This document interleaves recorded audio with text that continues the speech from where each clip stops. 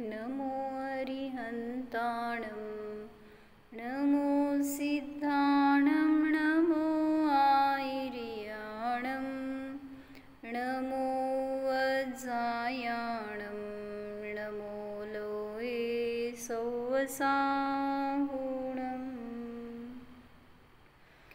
पाँचो मेरु असी जिनधाम सब प्रतिमा को करो प्रणाम महासुख होय देखे नाथ परम सुख होय। जगत 24 भगवान की जय।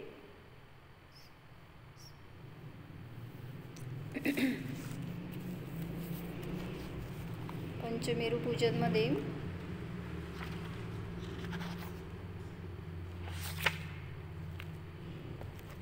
कुठले अर्घ्य का चढवला जातात, त्याच्या मागं अध्यात्म काय आहे, काय भाव असतो हे आपण बघत होतो। तर त्यामध्ये पहिल्यांदा काय घेतलं होतं, कुठलंही पूजन करा त्याच्यामध्ये जल चढवण्याच्या मागं उद्देश हा असावा, मला माझ्या जलाप्रमाणे पवित्र स्वभावाची प्राप्ती हो। चंदन चढवताना भाव काय असावा, माझा आत्मासुद्धा चंदनाप्रमाणे शांत शीतल स्वभावी आहे। कुठल्याही कर्मांच्या उदयामध्ये रागीद्वेषी न होणारा किंवा तप्त न होणारा अशा संसार तापाने रहित आहे असा मी परम शीतल स्वभावी आहे हे जाणण्यासाठी म्हणून चंदन चढवलं। अक्षत का चढवलं, तांदूळ जसं सांगितलं एकत्व विभक्त स्वभावाचं प्रतीक आहे, जीव सुद्धा तसा स्वभावाशी एकरूप आहे, परभावापासून विभक्त आहे, भिन्न आहे। तर बाह्य जडरूपी बंगला, गाडी, सोने नाणे, कपडे, दागिने, शरीर या सर्वापासून तर जीव भिन्न आहे। तसेच चेतन जे काही परिग्रह आहे, जसं नातेवाईक, आपल्यात उत्पन्न होणारे मोह राग द्वेषादी विकारी भाव, गुणभेद किंवा मी अभेद आहे असा विकल्प, या सर्वापासून आपला ध्रुव स्वभाव अत्यंत भिन्न आहे। जसे साळीमध्ये असलेला तांदूळच खाण्यायोग्य आहे, तर तांदळाचं सांगितलं ना की त्यांनी त्या तांदळावर लेयर्स असतात, 2-3 लेयर्स असतात आणि मग त्याच्या आतमध्ये सुरक्षित तांदूळ आहे। मग तसं सांगितलं की साळीमध्ये असलेला तांदूळच खाण्यायोग्य आहे, फोलपट नाही। तसेच जीवामध्ये ध्रुव व पर्याय दोन्ही आहेत। ध्रुवच उपादेय आहे, आश्रय करण्यास योग्य आहे। पर्यायमती कुठलीही असू दे, शुभ असो अशुभ असो किंवा शुद्ध असो, कुठलीही पर्याय आश्रय करण्यायोग्य नाहीच, कारण पर्यायाचा स्वभाव कसा असतो, नश्वर असतो। त्यामुळे पर्याय ही आपल्याला सुख देणारी नसते। पर्यायामध्ये जर ध्रुवाचं अवलंबन घेतलं तरच अखंड सुखाला प्राप्त होतो। पुष्प का चढवलं होतं सांगितलं, फूल आपल्याला बोध देते की सदैव टवटवीत प्रसन्न सर्वांगाने कोमल राहावे। जीवनकाल जरी अल्प आहे तरी सुद्धा तेवढ्या संपूर्ण काळात वातावरणास ते फूल सौंदर्य देतं, सुगंध देतं। त्याचा जीवनकाळ कितीही जगला ते तरी सुद्धा ते सारभूत ग्रहण करतं, किंवा काय म्हणायचं, जीवन कसे जगलो यात सार आहे, काय किती जगलो याच्यापेक्षा सुद्धा कसं जगलो। म्हणून म्हटलं ना, काय अल्पायुष्य मनुष्याने जरी आत्मानुभव केला तर तो काय म्हणायचं, त्याचं गेन आहे, त्याला काय उपलब्धी आहे त्याच्या जीवनामध्ये। पण जो 100 वर्षाचं आयुष्य असून सुद्धा जर त्याला आत्मा काय कळालं नाही तर त्याचं जगणं व्यर्थ आहे, त्याचं आयुष्य एवढं मिळून त्याला फायदा नाही। किती वर्षाचं आयुष्य असतं मॅक्झिमम, बघितलं आता किती वर्षाचे असतात, 120 वर्ष, 130 वर्ष असे एक दाखवले त्यांनी, एवढ्या काळपर्यंत ते जगतात। पण परवाच एक दाखवलं त्यांनी किती 108 वर्षाचा का काय का 120 वर्षाचे ते साधू होते, कोणी भगवे वस्त्रधारी, आणि सगळे शरीर म्हणजे सापळा राहिला होता पूर्ण. पाळ्याला हाताला सगळीकडं त्यांनी बांधलं होतं काहीतर तसले पट्ट्या किंवा ताईत दोरे वगैरे असे, आणि ते एका फोटोचं पूजा करत बसले होते, उभारले होते, काहीतर त्यांचं कार्य चालू होतं. मग ते इतक्या वर्षापर्यंत जगलेत आणि ते देवाची आराधना करतायत साधू रूपामध्ये. पण म्हणलं आयुष्य केवढं गेलं आणि काय मिळालं उपलब्धी, म्हणजे धर्म करतायत पण आत्माच मिळाला नाही आहे तर काय त्या धर्माचा उपयोग. म्हणून म्हटलं थोडं आयुष्य मिळालं आहे तर त्याचं कल्याण करण्यासाठी, आपल्याला आत्मानुभव करण्यासाठी वापर करा. नाहीतर लोक काय म्हणतात, धर्म बचपन में नहीं. हां क्या झाले ना 55 आता? किती झाले काका? तर 55 होऊ दे, नाही तर नाही होऊ दे, कोणाला माहिती आहे किती जगणार आहे, 5 मिनिट जगणार आहे की नाही माहीत नाही, 55 कसं जगणार.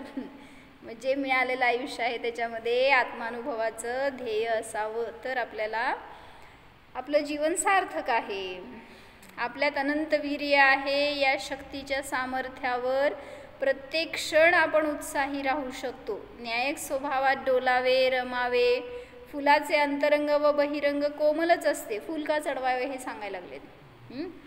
फूल अंतरंग बहिरंगातून कोमल असते, तसा आत्मा देखील अंतरंग बहिरंगामध्ये कोमलच आहे.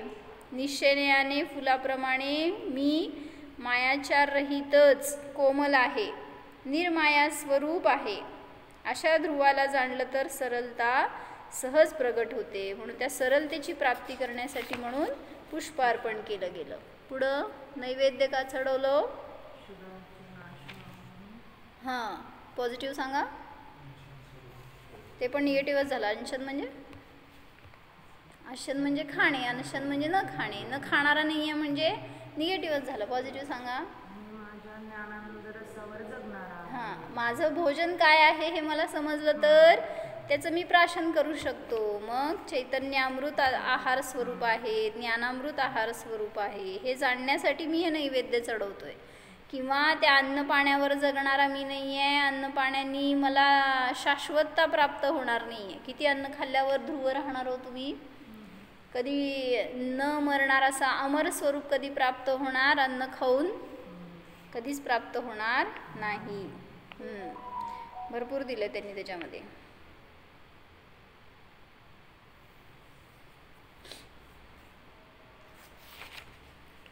तुम्हाला 5 इंद्रियांचे भोगी सांगायचे आहेत आज. आणलंय ना लिहून?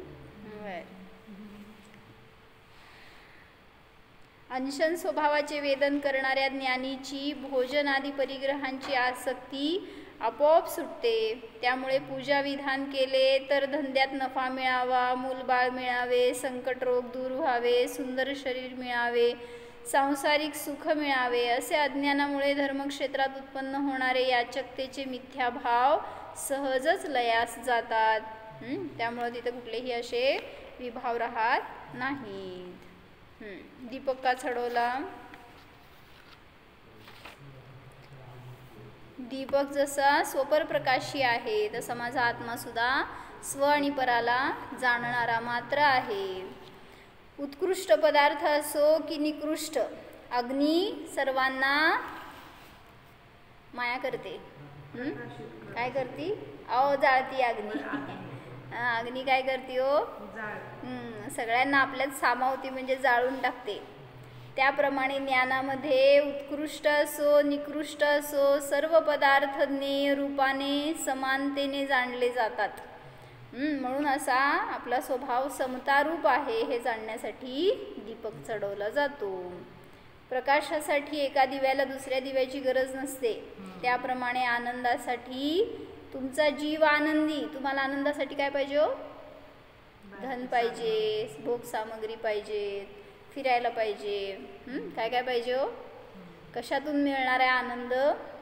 जर माझ्यात नाही आहे तर बाहेर मिळणार नाही, आणि जर माझ्यात आहे तर बाहेर मिळणार नाही. काय करायचं? महाराजांनी सांगितलं ना असं, वीर सागरमानाच्या डायरीमध्ये असंच एक वाक्य सांगितलं मजेशीर. तुम्हाला जर काय करायचं असेल तर निर्विकल्प ध्यान करा, काय करायचं असेल तर. आणि जर तुम्हाला काय करायचं नसेल तर निर्विकल्प ध्यान करा. काय कळलं? ज्याला कळलं त्याला आनंद आला.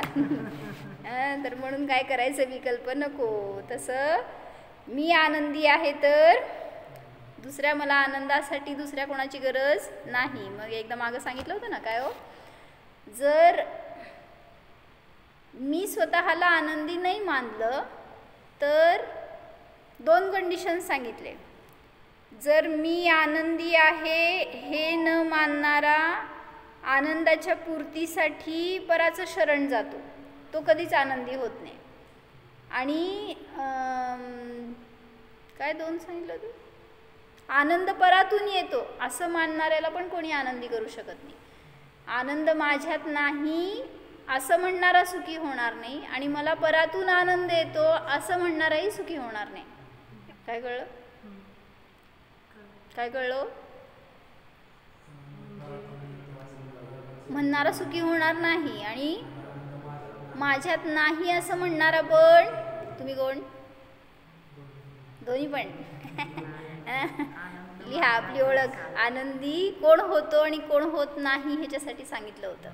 काय लिहा की चालतंय. आनंद परातून येतो, हां, असं मानणारा कधी सुखी होणार नाही, आणि माझ्यात आनंद नाही असं म्हणणाराही कधी सुखी होणार नाही. म्हणून तिथं वेदन काय करा, आनंद तर स्वाधीन आहे, अनंत आहे, माझ्यामध्येच आहे.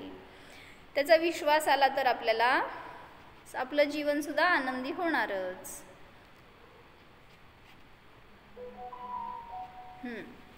धूप का चढवायचा?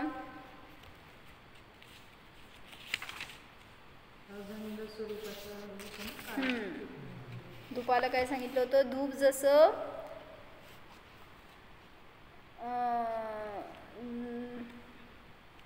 म्हणजे धूपाचं कार्य गंध असं सांगितलं ना, गंध स्वरूपी आहे. अगंध स्वरूप आहे ह्याचं भावभासन करण्यासाठी. अजून ध्रुवदृष्टीने आपला अगंध न्यायिक स्वभाव तर कायम आहे, सुटत नाही, व व्यवहार दृष्टीने देखील जसे अग्नीमध्ये जळत असताना देखील धूप सुगंध स्वभावात सोडत नाही, हे सांगायचं आहे. जरी त्याला जाळलं तरी सुद्धा धूप असतो तो सुगंध सोडत नाही. तसेच कितीही बाह्य प्रतिकूलता संकट आले तरी देखील पर्यायामध्ये न्यायकच राहिलो, जाणतच राहिलो तरच आनंदरूप सुगंधाने जीवन सदैवसाठी उत्साही राहू शकेल. असतं का असं घरामध्ये कंडिशन काय प्रतिकूल झाली, काय संकट आलं, रोग आला, असं राहते का स्थिरता आपली? का? आणि मग काय शिकताय धर्म? नाही, पुन्हा होतो की स्थिर, परंतु पुन्हा काय करायचंय? वेळ जेव्हा असते तेव्हा नाही केलं तर पुढं पुढं जाऊन काय करायचंय? नाही एवढी अजून व्यवस्थित. मग कधी यायची? संपलं की आयुष्य संपलं, पुढं जाऊन किडामुंगी झालं तिथं पुरुषार्थ करणार का? नारकी होऊन तिथं पुरुषार्थ करणार का? नरकात तर काय आहे प्रतिकूलता, तिथल्यापेक्षा इथं किती आहे हो? तिथं जाऊन कसा पुरुषार्थ करणार? मग जायचं नाही आहे ठीक आहे, पण परिणाम असे करतोय, काळ असा भयंकर आहे आज की कधी च्युत होणार, परिणामातून काय भाव होणार हे सांगता येत नाही. आजच मी ऐकले एकांचं की ते ध्यानाचे प्रेमी होते, इतकं त्यांना ध्यान आवडायचं, सगळं आपण जसं सांगतो तशा पद्धतीने ध्यान करायचे, सांगायचे, बसायचे ध्यानाला सगळं, पण म्हणले आता त्यांचे भाव बदलले. असं कधी उदय येतो सांगता येत नाही. वीर सग महाराजांचे पण शिष्य अनेक वर्ष त्यांच्याबरोबर राहिले, प्रत्यक्ष शिकले त्यांच्याकडून, पण सानिध्य बदललं की परिणाम बदलले. आता महाराजांच्याच वाणीला विरुद्ध सांगतायत. म्हणजे काय झालं, कोणामुळं आपण सुरक्षित नाही आहे, कधी कसला उदय येणार आणि आपले परिणाम फिरणार सांगता येत नाही. म्हणून आत्ता मिळालंय ना चान्स, आत्ता पुरुषार्थ करा. नाही मला हे भाव होतात हे चुकीचंच आहे, मला तर असं इतकं जाणवतंय माहिती का, आता चुकते मी पण, नाही असं नाही, कशाय होतात काहीतरी संकलेश होतात, पण तिथं जाणीव होती हे मला करतोय, चुकतंय, करायला नकोय, सुटतं त्यावेळेस, त्या समयात ते विचार स्थिर होतात, असं करायला नकोय. म्हणजे पुरुषार्थ आपल्याला करावा लागणार आहे, कारण उदय तर नियमाने येत राहणार आहेत. म्हणून स्वतःला सांभाळायचं तर त्या अग्नीत टाकायचं आणि त्या गंधासारखं सुगंध पसरवायचं. कुठल्या आगीत पडायला जाताल. ज्ञानाग्नीमध्ये जाळून टाका सगळ्या विभावांना, तर सुगंध सुगंध आहे. म्हणून अशा रीतीने धूप चढवताना हा बोध प्राप्त झाला की न्यायकतेच सोडू नका, प्रत्येक क्षणी न्यायकच राहा. अशा रीतीने अनुपम अगंधरूपी चमत्कारिक गंध जीवनात पदोपदी दरवळला तरच शांती आहे. गंध हा पुद्गलाचा गुण असून जड आहे, आनंद गुणरहित आहे, क्षणिक सुखाभास आहे. गंधामध्ये किती आनंद आहे हो. लागतं की सगळ्याला. परफ्यूम पाहिजे, काहीतरी उदबत्ती अगरबत्ती तसलं काय फ्रेशनर पाहिजे. सगळ्या त्याच्यामध्ये आनंद आहे. हे जोपर्यंत हा विचार आहे तोपर्यंत स्वतःचा आनंद कधीच मिळणार नाही, कारण तुम्ही आनंद घ्राणेंद्रियातून शोधायला लागला आणि आत्मा घ्राणेंद्रियाचा विषय नाही. म्हणून सांगितलं गंध हा पुद्गलाचा गुण आहे, जीवाचा नाही. म्हणून स्वतःच्या गंध स्वभावाला जाणा. चला, फल पंचमेरूचं पूजन आहे. पंचमेरू पूजन. सुरस सुवर्ण सुगंध सुभाय फल सो पूजो श्री जिनराय महासुख होय देखे नाथ परम सुख होय पांचो मेरु असी जिन धाम सब प्रतिमा को करो प्रणाम महासुख होय देखे नाथ परम सुख होय. ओम ह्रीं अस्सी जिन चैत्यालयस्थ जिन बिंबेभ्यो मम मोक्षफल मम परिपूर्ण स्वभाव प्राप्तये फलम निर्वपामिति स्वाहा. सांगा अर्थ काय. सुरस सुवर्ण सुगंध सुभाय. लिहायला जमणार का असं आपल्याला काव्य. सुरस सुवर्ण सुगंध सुभाय. सहसच दिसाले तुम्हाला. मला आपलं त्यांचे भाव दिसायला लागले तर सहस करायला. अर्थ काय. सुरस म्हणजे रसवान, सुवर्ण म्हणजे वर्णा. सुवर्ण नव्हे बरं का, सुवर्ण म्हणजे सुंदर वर्ण घ्यायचंय. सुवर्ण म्हणजे लगेच तुम्हाला सोनंच दिसणार आहे. सोन्याचं फळ पाहिजे असते म्हणून. रसयुक्त सुंदर रंगवाला सुगंधित आणि सुभाय म्हणजे मनाला चांगला वाटणारा, भाणारा असा. अशा फळाच्या द्वारे मी श्री जिनेंद्र भगवंतांचं पूजन करतो. सुवर्ण म्हटलं तरी चालेल बरं का तिथं, कारण सुवर्णाच्या फळांनी चढवा ना. फळ चढवा आणि पूजन करा. नाहीतरी फळ तुम्हाला अचिक्तच चढवायचं आहे, पृथ्वी काही चढवायचं आहे, तर सुवर्णाचं फळ चालतं आहे आम्हाला फळ. तर असं जे काय म्हणतात आकुलता व्हायची आहे, मग ते अजून तुम्हाला सुवर्णातच अडकलाय म्हणायची हो. इथं सुवर्णमय स्वभाव सांगतायत सुवर्ण म्हणजे सुशीलमती माताजी, आणि आपण अजून वर्णात आणि सुवर्णातच अडकलोय. तर म्हणून सांगितलं काय रसयुक्त. रस म्हणजे पण आता तिथं काय रसगुण आहे त्याच्यामध्ये. सुंदर सुवर ज्याचं रंग सुंदर आहे, जे मनाला चांगलं वाटणारं असं फळ आहे, त्याच्याद्वारे श्री जिनेंद्र भगवंतांचं मी पूजन करतो. जिससे महासुख की प्राप्ति होती है. जिनेंद्र भगवान के दर्शन करने से परम सुख की प्राप्ति होती है. पांचों मेरु संबंधी 80 जिनालयों में स्थित प्रतिमाओं को प्रणाम करता हूँ, जिससे महान सुख की प्राप्ति होती है. जिनेंद्र भगवान के दर्शन करने से परम सुख की प्राप्ति होती है. तर फळ आपल्याला आजपर्यंत सगळी फळं मिळाली.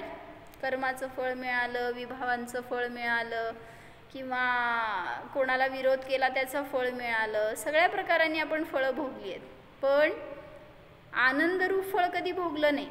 जेव्हा ज्ञानाला जाणतो तेव्हा खरं फळ मिळतं. आपण काय करतो, अज्ञानाला जाणतो, अज्ञानाला भोगतो आणि त्याच्यामुळं विपरीत फळाला प्राप्त करतो. अज्ञानरूप फळ प्राप्त होतं. जसं इंद्रियांना भोगता कशाचं फळ मिळणार, काय फळ मिळणार, इंद्रिय भोगामध्ये नियमाने दुःख हे फळ मिळणार आहे. म्हणून पाचही इंद्रियांमध्ये आसक्त झालेल्या त्या जीवांना काय फळ मिळालं विशाल भैया सांगणार आहेत.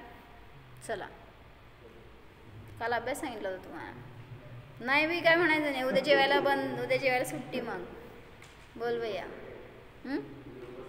उपास असणार उद्या. हां, अष्टमी आहे.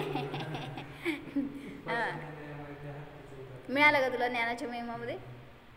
काढ बघू ते, घे, मला पण एक दे पुस्तक. घ्याव काका, ज्ञानाची महिमा तिथे आहे खाली. पान नंबर बघितलायस का त्यात?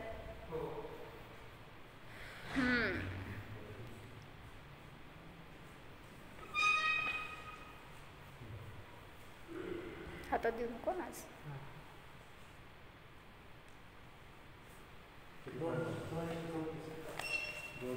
2, 3, 4.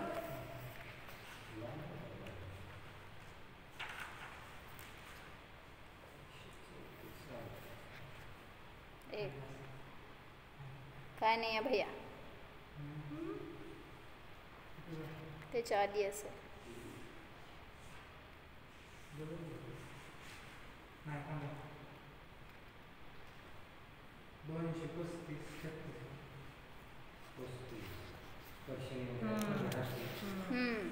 बरोबर.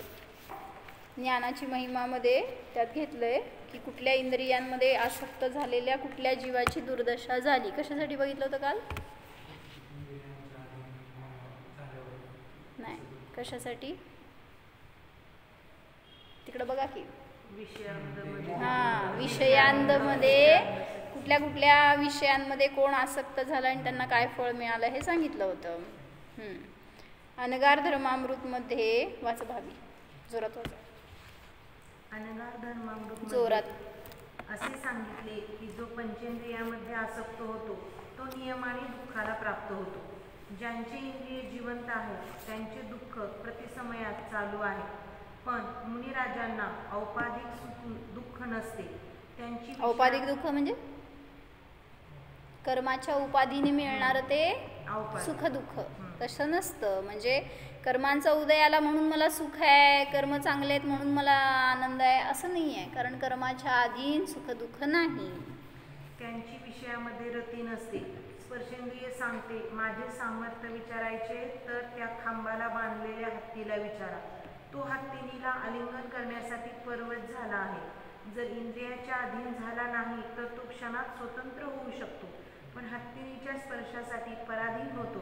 त्यामुळे त्याच्यावर इंद्रिय राज्य करतात. मालक बना नोकर, मालक बना नोकर. इंद्रिय नोकर आहेत, आत्मा मालक आहे, पण मोहाने जीव स्वतःची दुरावस्था करून घेतो. म्हणजे स्वतः मालक असताना नोकर बनतो. कोणाचा नोकर बनला हो तुम्ही? इंद्रिय. सगळे नोकर आहेत माहिती आहे का तुम्ही? कोण मालक नाही आहे इथं. हो म्हणा, होय म्हणतात. काय आता आहे ना, मग विसरलाय स्वतःला. नोकर बनायचं नाही आहे. नोकर कधी नव्हतो, नाही, नसायला पाहिजे. मालकच बनून राहा. स्पर्शेंद्रिय म्हणते माझे सामर्थ्य हत्तीपेक्षा जास्त आहे. असं उलट सांगितलं बरं का त्याच्यामध्ये. म्हणजे स्पर्शनेंद्रिय बोलतायत की आय एम द ग्रेट. त्या हत्तीपेक्षा सुद्धा माझ्यामध्ये किती जास्त बळ आहे. कोणाची हत्ती मोठा का स्पर्शनेंद्रिय बळामध्ये? किती बळ आहे, किती बळ आहे. त्या हत्तीला पण जिंकायला आलं त्याला. असं रसनेंद्रिय म्हणते माझे सामर्थ्य रडणाऱ्या माशाला विचारा की जो गळाला अडकलेल्या मांसाच्या तुकड्यासाठी प्राणालाही सोडायला तयार आहे. रसनेंद्रिय इतकं प्रबळ आहे. त्या रसनेंद्रियाची तर काय कथा सांगायची. कोण त्या रसनेंद्रियासाठी काय करेल, कोण काय केलं पुराणात? रसनेंद्रियाधीन झालेला तो राजा. कोण राजा? कोण राजा? खीर सांगतेत, फळ सांगतेत. राजा सांगा म्हटलं तर शुभम चक्रवर्ती. कसं विसरलात? बाकीचे भरत चक्रवर्तीला विसरा चालतंय, पण शुभमला कधी विसरू नका, कारण त्यांचेच पावलावर चाललोय. मग त्यांचं फळ आपल्याला माहिती राहायला पाहिजे, त्यांच्यासारखं आपल्याला बनायचं नाही. असं रसनेंद्रियामध्ये अनेक जीवांची उदाहरणं सांगितली आहेत जे त्याच्या अधीन झाल्याने दुःखाला प्राप्त झाले. अजून सांगा. रसनेंद्रियाधीन कोण झाला अजून पुराणामध्ये?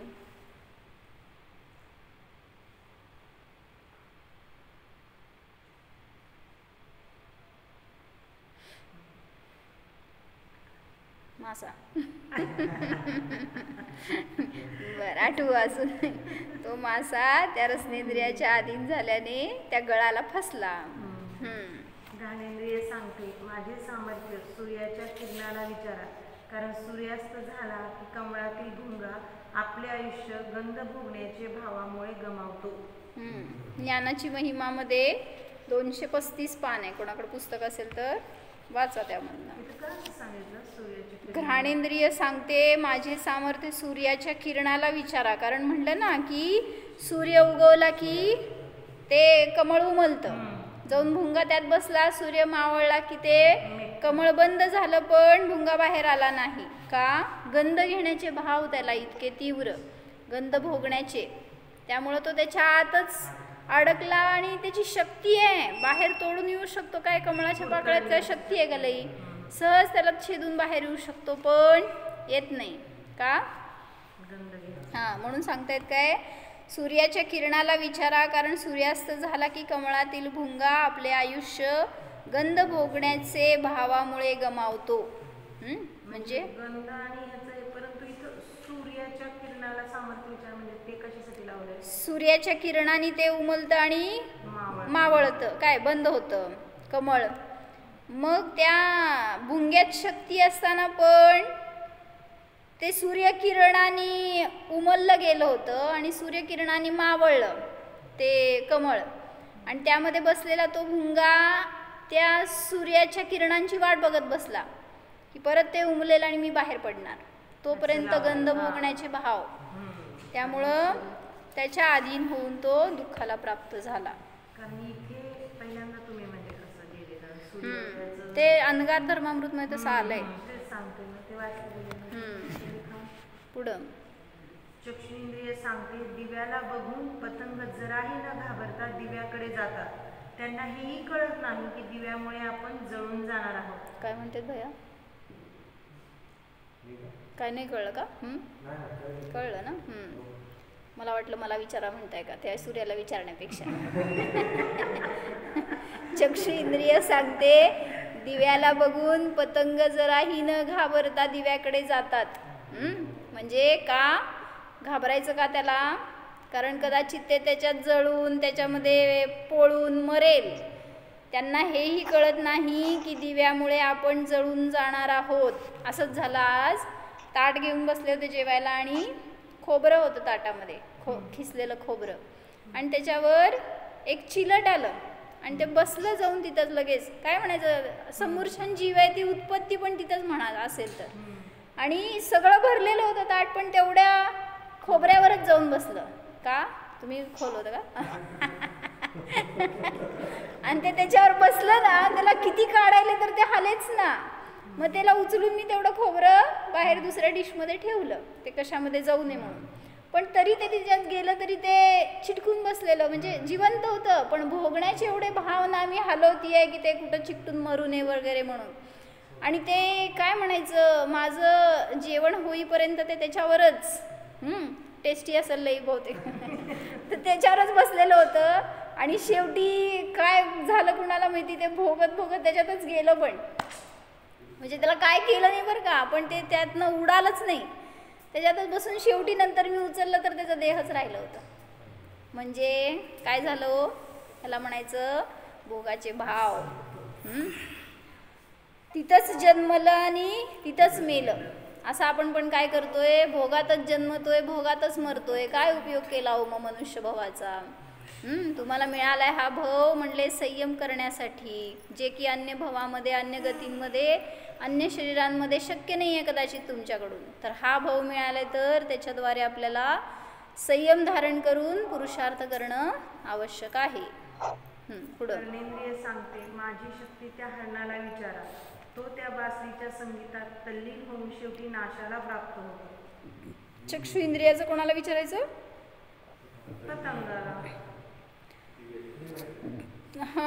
म्हणजे दिव्याला बघून तो पतंग त्याच्यावर जातो आणि जळून मरतो. कोणाची शक्ती जास्त? दिव्याची का पतंगाची का चक्षु इंद्रियाची? असं का माझी? कोणाची शक्ती जास्त आहे हो? म्हणजे सांगतायत की आपण आपली शक्ती त्या चक्षु इंद्रियांच्या अधीन करून टाकली आणि त्याची शक्ती तर ती माझी शक्ती, अशा भावनेमुळं तो दुर्दशेला प्राप्त होतो. कर्णेंद्रिय सांगते माझी शक्ती त्या हरणाला विचारा, तो त्या बासरीच्या संगीतात तल्लीन होऊन शेवटी नाशाला प्राप्त होतो. हरिणाची शक्ती जास्त असताना सुद्धा कर्णेंद्रियाच्या अधीन होतो आणि त्याच्या माहिती आहे ना काय करतो हरिण? ते संगीत ऐकण्याच्या नादात म्हणजे त्याला जाळ्यात म्हणजे ट्रॅप टाकलेलं असतं त्यावेळेस त्यात अडकला जातो ना. म्हणजे जिथं भयाचं स्थान आहे तिथं पण निर्भयतेने जातो. कुठं जर कोणी शिकारी असेल तर नियमाने त्यांना माहिती आहे हे असे भोगी असतात, पशु पक्षी वगैरे सगळे, आणि त्याच्यावर मनुष्य, तर ते अशा रीतीने अडकणार आणि दुःखाला प्राप्त होणार हे सगळं माहिती आहे. म्हणून सांगतायत की कर्णेंद्रिय म्हणते की मी शक्तिशाली आहे त्या हरणापेक्षा, म्हणून त्या हरणाला मी सहज पकडू शकलो, सहज माझ्या अधीन करून घेऊ शकलो आणि त्यामुळं तो दुर्गतीला गेला किंवा काय त्याचं दुःखाला प्राप्त झाला. म्हणून असं पाचही इंद्रियांच्या अधीन जो झाला तो विषयांध असतो हे सांगायचं होतं. मग जर अंध व्हायचं नसेल तर चक्षु जोडा म्हणलं होतं. चक्षु सांगा, 4 चक्षु कुठले?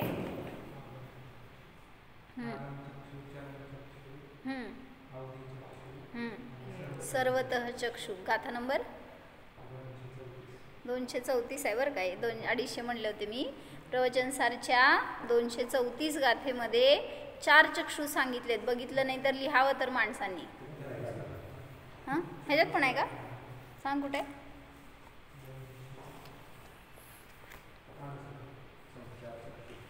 268 पानावर आहेत म्हणून सांगतायत. शास्त्रामध्ये 4 प्रकारचे चक्षु सांगितले आहेत. कुठं शास्त्रामध्ये? प्रवचनसारची 234 नंबरची गाथा आहे. बघत जावा जरा. बघितलं का काका? विशाल भैया का नाही बघितलं मग? मला धन पैसे बघायला वेळ नाही, कधी शास्त्र बघू. काढा, वेळ काढा, त्याच्याशिवाय वेळ मिळणार नाही. आगम चक्षु म्हणजे आगमाच्या द्वारे पाहतो, ग्रहण करतो, म्हणजे आगम त्यांच्यासाठी मार्गदर्शक आहे. आगम दाखवणार, चक्षुने पाहणार, ते आगम चक्षु. म्हणजे आगमालाच प्राधान्य दिलं, आगमात जे काय सांगितलं त्याच्या अनुसार आचरण करणार, श्रद्धा ज्ञान करणार, जाणणार, त्याला म्हणलं आगम चक्षु. चर्मचक्षु म्हणजे समजते, स्थूल रूपाने अनुपचरित सद्भूत व्यवहार नयाने चर्मचक्षुच्या द्वारे मी पाहतो. चर्म म्हणजे शरीर, चामडं. तर चर्म आणि त्याचा चक्षु म्हणजे जे काय शरीराला जोडलेला चक्षु आहे तो चर्मचक्षु. तो माझा म्हणणं म्हणजे खोटा नाही हे सांगायचं आहे. त्याच्याद्वारे मी पाहतो म्हणजे हे पण भूल आहे, जीवाची चूक आहे. अवधी चक्षु म्हणजे अवधी ज्ञानापूर्वी होणारे अवधी दर्शन. अवधी ज्ञानाच्या द्वारे पाहत ते अवधी चक्षु. म्हणजे अवधी दर्शन हे झाल्यानंतर अवधी ज्ञान होतं. म्हणून अवधी दर्शनाच्या द्वारे ज्या कुठल्या वस्तूला जाणलं गेलं, पाहिलं गेलं, त्या वस्तूला अवधी ज्ञान जाणतं. काय कळलं?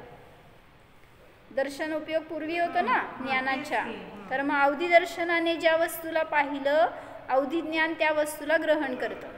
पूर्व समयात पाहणार दर्शनोपयोगाने, तर त्याच वस्तूला अवधी ज्ञान ग्रहण करू शकतं. जर दर्शनोपयोगात ती वस्तू ग्रहण केली गेली नाही तर ज्ञान त्याला जाणू शकत नाही. पुढं सर्वतः चक्षु. सर्वांना युगपत पाहण्याची शक्ती तो सर्वतः चक्षु. कोणाला आहे? ह्यालाच दुसरं नाव द्यायचं केवल दर्शन. म्हणजे सर्वांना पाहण्याची शक्ती. असे 4 प्रकारचे डोळे आहेत. कुठले पाहिजे ते लावून घ्या आणि आपलं अंधत्व दूर करा. आपण विसागर महाराजींचं लेख पाहत होतो.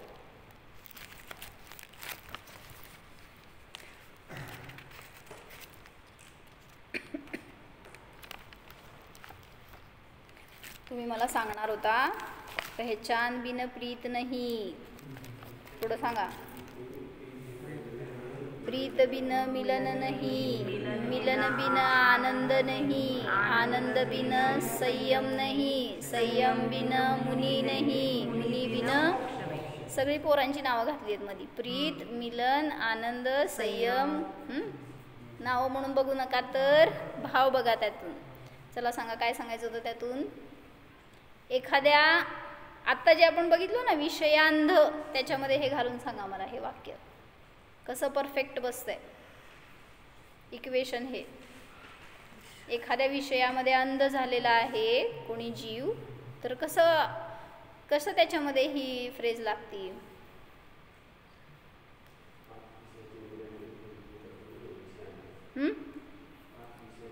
एक विषय घेऊन मला ते सगळे लाईन घटवून दाखवा असं म्हणते मी. एक विषय घ्या कुठल्या तरी भोगाचा. जसं एखादी मला डिश आवडती, लाडू आवडला.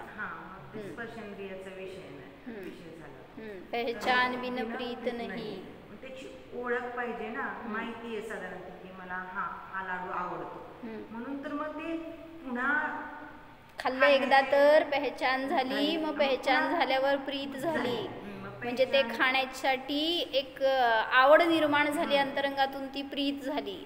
प्रीत झाली की खातच बसलो, प्रयत्न करणार, ते खात बसणार, त्याला मिलन म्हणलं.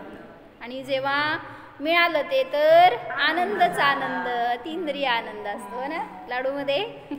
असलं काही विरुद्ध ग्रहण करू नका. शाळा दुसरी चालायची नाही तर आपली. उद्या लोक लाडू खायला यायची. मिलन बिन आनंद नाही, आनंद बिन संयम नाही. हे सांगा मला. म्हणजे काय? कसं? खाऊन खाऊन नाही रे. नाही, संयम घडतो कसा हे मला सांगा. खाण्यातच आनंद मानला तर खात नाही, निगेटिव्ह नाही. संयम कसा घडतो ते सांगा मला. कसं? संपली वेळ ह्यांची. आनंद बिन संयम नाही, संयम बिन मुनी नाही. हे सगळं पूर्ण छान घटणार पुढं जेव्हा तुम्ही संयम घटवणार. मला उद्या संयम घटवून सांगायचा. जे काय तुम्ही कुठलाही विषय भोग घ्या ज्याच्यातून तुम्हाला समजेल असं. हे वरचे लाईन तर सगळे लगेच सहज लावता आले तुम्हाला. मग कसं रे, कसं तेच सांग की. खातोय आपण तो लाडू खातोय, त्यातून आनंद आला तर संयम काय झाला. आईने छान बनवला लाडू आणि मी खाल्ला. एक तर आता लाडू हा कुतगलाचा विषय. आता मग त्यात जर आनंद पूर्ण माझ्यात आहे. असू दे की. संयम काय मला तो सांगा. तुम्ही सांगा, मी कळून घेते. सांगा भैया काय म्हणताय.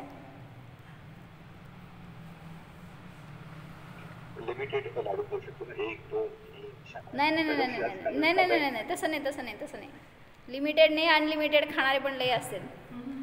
पण मला म्हणायचंय ती तुम्ही घरात खाल्लेली चीज, त्याच्यात आनंद आलाय ना. तुम्हाला अशुद्ध चीज पासून संयम झाला किंवा अन्य इंद्रिय भोगांपासून संयम झाला.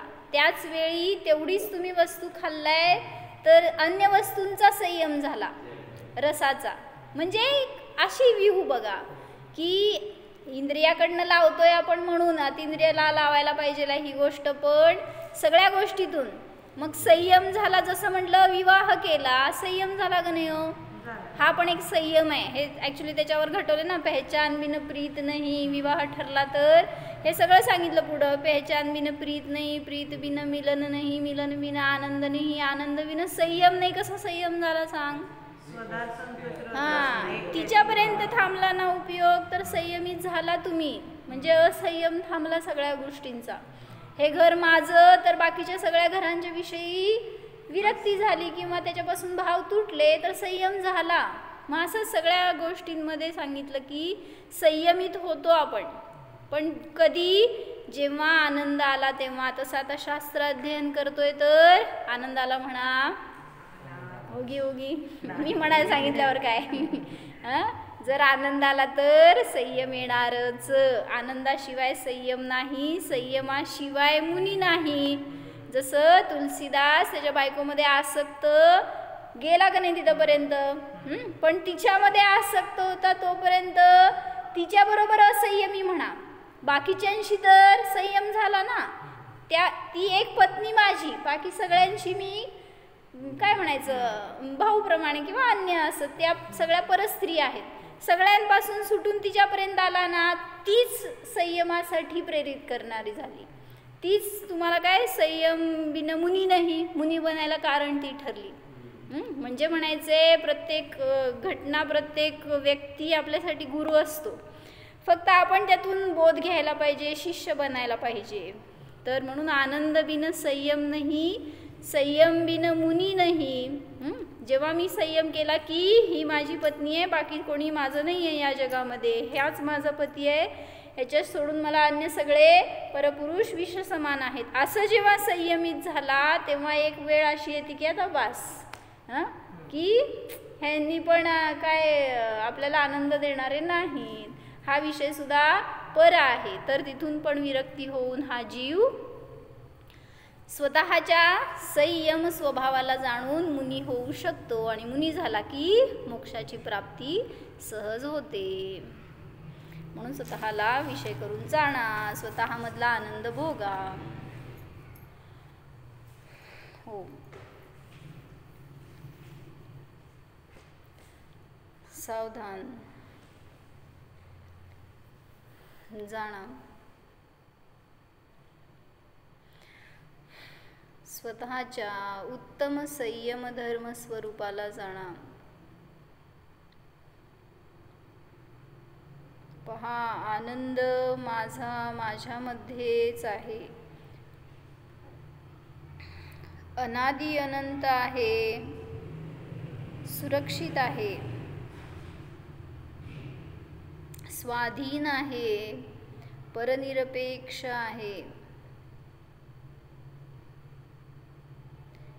आनंद स्वरूपोऽहम्, संयम स्वरूपोऽहम्, मोक्ष स्वरूपोऽहम्. ओम विसर्जन. नमो अरिहंताण.